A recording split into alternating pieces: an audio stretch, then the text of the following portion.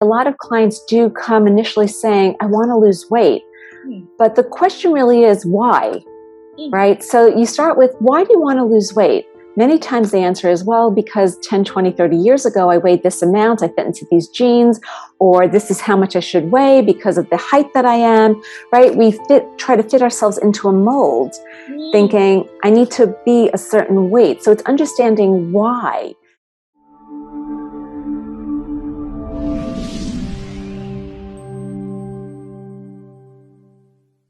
Hi everyone, welcome to Go All In show here. My name is Stant. I'm your host. I'm super pumped, super excited to welcome my special guest, my friend here, Sharon Holand.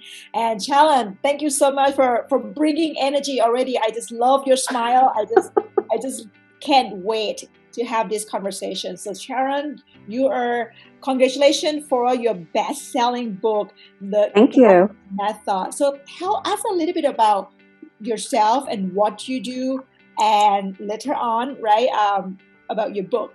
Sure. So I'm a functional holistic nutritionist and a coach. And people think, oh, nutritionist, I don't need one of those. But it's really more about getting into root causes of what's going on that goes beyond Western medicine. And don't get me wrong, I love doctors, but especially as we get older, things start to break down, and we think that this can't be normal, but we're told it is normal. So when people get fed up and frustrated, they come to me because I do specific at-home testing to get to the root cause of what's going on, and we do it in a holistic way that fits their lifestyle because it's not a one-size-fits-all. So that's basically what I do. So let me stop you right here. What Sure. kind of problem that people come to you and ask for your help? Oh, well, honestly, the biggest thing is they're stressed, especially women. They're getting older. They feel like they're dieting. They're doing everything right. They're smart women. They're exercising and they're gaining weight, or they can't lose weight, and they have no energy, and they're tired, and they're going through perimenopause, and they know something's off, something beyond what they're being told. So they come to me, and I start with the gut. I do a stool test. I don't look at their poop, but I analyze, I look at what's going on. I look at their symptoms. I do hair analysis. I look at their stress levels. And then I put this map together and direct them with a protocol and a guidebook so that they know what to do and how to take care of themselves, because I want you to be your own health advocate so that you know. Sorry, I love when you say poop. All right, everybody, that's what we say, poop. So you don't look at the poop, but you test it and you customize your advice to each individual. Yes. I offer healing opportunities. I don't tell people that they have to do something. I give them choices, because you need to decide what's best for you, because the only way something's going to work is if it's self-directed, if you choose it, right? Versus somebody saying, go on this diet, try this supplement, go, do X, Y, Z, because they're throwing spaghetti at the wall and it doesn't work. It doesn't stick. And everyone doesn't have the same problem. Exactly. Everyone doesn't have to be treated the same way. Exactly. It's not always going to be ibuprofen, right? Oh my God. Don't get me started. Yeah, right? Well, I personally don't take medicine either. I don't need to, but normally I really don't. I love what you do. I admire you, that you are like using your knowledge to help other people really live in their life in the right way, in the way that it's supposed to be, in the natural way. Plus, you heal from the root. That's what I heard. That's what I heard. Yes. Cool. Yes. So tell us a little bit about gut. First of all, for those who don't know, and I'm asking for myself, what is gut and what's the gut do for the body? I always know, I trust my gut, but is it the same gut? Go ahead, Sharon. That's such a great question. It is, because the gut's the second brain, right? So we're being told, trust your gut. That's your intuition. It's that inner knowing of what you should listen to. But my book is a play on those words. It's the gut method, but gut is an acronym. And the G stands for getting connected to your symptoms. physically, mentally, emotionally. And in my book, I have lists and lists of like checklists to check off what your symptoms might be. And some of them are like, wait, I have a runny nose. You mean that might not be allergies? It could be something related to drinking milk, right? So it's really tuning into how I'm feeling, because the first thing you have to do is become aware of it. Then when you become aware of it and you notice your patterns, then you go to you, understanding what does this mean for me and my body. And again, I have all these writing prompts. My book is, it's not just a book, but it's like it gives you a guide. It gives you space for writing and all these exercises for you to connect the dots, because T is taking action. And for everybody, it's different. Some people might want to cut everything out and just go to eating, vegetarian, vegan. Other people might need to do it slowly. So it's understanding where you are, doing it with compassion for self, pausing, being present, and then deciding if you do need to see a practitioner, what kind of practitioner do I need? Because it's a team. It's never one or none or all, right? It's having a community to help you and the support. I love it. So what about if someone come to you, especially women too, and said, I work out, I try to eat good, and I drink juice, but then I don't seem like losing my weight, especially around the belly. What would you suggest? Like what should we eat, or how should we deal with it? So that's a great question, because interestingly, a lot of clients do come initially saying, I want to lose weight.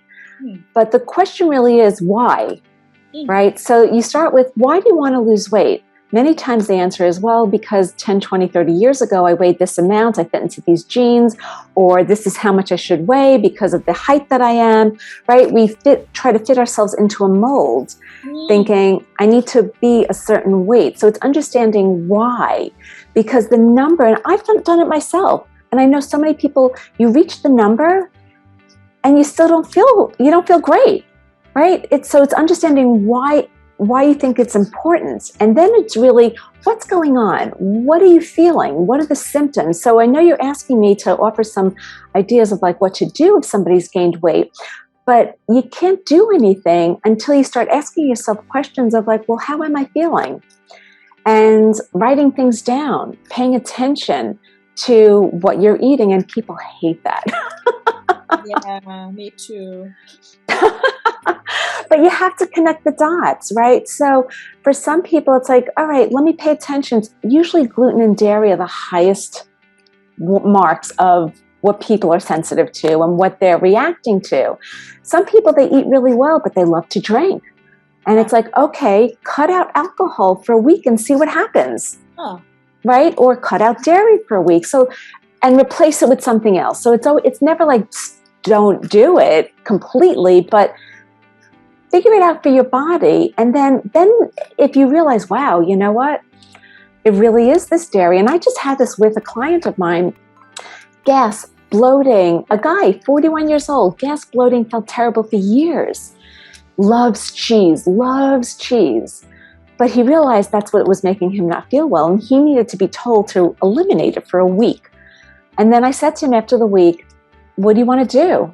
It's up to you. Do you want to feel great? Do you want to go back to the way you're feeling? And maybe you have it once in a while, but what else is going on in your gut? Turns out he did a poop test and there was a lot going on. Okay, we'll come back to the poop test again, everybody. It wasn't my plan, but go back to the poop test. Like what kind of poop that indicate the healthy poop? So, it's literally, that's all I talk about is poop. I talk about gut, but then you come back, you bring it back to the poop. So I'll ask because you. That's everything with the gut. It's the poop. Really? Okay, so tell us about the poop then. Which one is healthy? So when I go to the restroom tomorrow morning, I'll look at it. Normally I don't look at it. There's actually a Bristol chart online that everybody can Google to get a look at what a normal bowel movement, we'll call it a bowel movement, what it should look like, right? Because people think, well, I only go twice a week, 3 times a week. That's normal for me. And that's the thing, right? They say, for me, that's normal. It's like, is it? Says who? Right? It's really not normal. I'm sorry to tell you, but you're constipated. But it's normal. You're going every day, most of the time. Maybe every other day, but mostly every day, because that shows good gut motility. It shows that the gut's working. It shows that the liver's working, and that it's, you know, you're eliminating properly. You really should go at least once a day.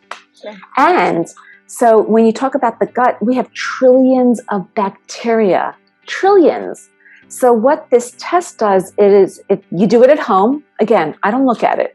You do it at home and you send it into a lab, and they map out the important bacteria, parasites, H. pylori, pathogens. They look at immune health, your inflammation markers, your body's response, and that gives you an idea of where the imbalance is, and that's like the leaky gut, the inflammation. So your client take the test and then give the test to, you know, the lab, and then bring the result back to you, and then you guys like analyzing it together and go from there. Yep. We sit down and we talk about everything. We talk about your life. We talk about your wellness wheel. What does it all look like? What do you want? And that's what a lot of people don't think about, because we compartmentalize. And we think, right, let me just fix one thing. But it's not. It has to be holistic. It has to be looking at every piece. Isn't it cool? I never interview anyone like this before. And I never like bring, you know, something like this to the interview. And this is cool. Like give us some you know, new perspective. Like everything go back to your poop, right? And you know, from there, then you connect the dot and you look at your life, you look at your balance and health and everything. Wow, Sharon, this is great. I'm so thankful that you share with us and give us like our audience a whole new perspective, especially guys, you're an entrepreneur and you're watching this, you know, and I'm pretty sure that the stress, lack of sleep, probably help affect all. Oh, yes. Huge. It's actually one of the biggest stressors is stress to the body. And that leads to anxiety. It leads to a lot of inflammation between the gut and the brain. We could go down the rabbit hole, but a story for another time. Cool. So what is the few things that you would like to share with our audience before we go? How can we improve our gut health? So the first thing that I really recommend is start your day with a glass of water with lemon juice or freshly squeezed lemon, because that helps to alkalize the body, helps to get the pipes going first thing in the morning. And when you sit down to eat, breathe. We don't breathe. Breathing rests the body. It allows it to start digesting, right? So that it then prepares your body for digestion. And then chew your food 20 to 30 times per bite. If you did nothing else but chewed your food at every meal, you would eat 10% fewer calories and lose weight naturally. So simple tips to get started.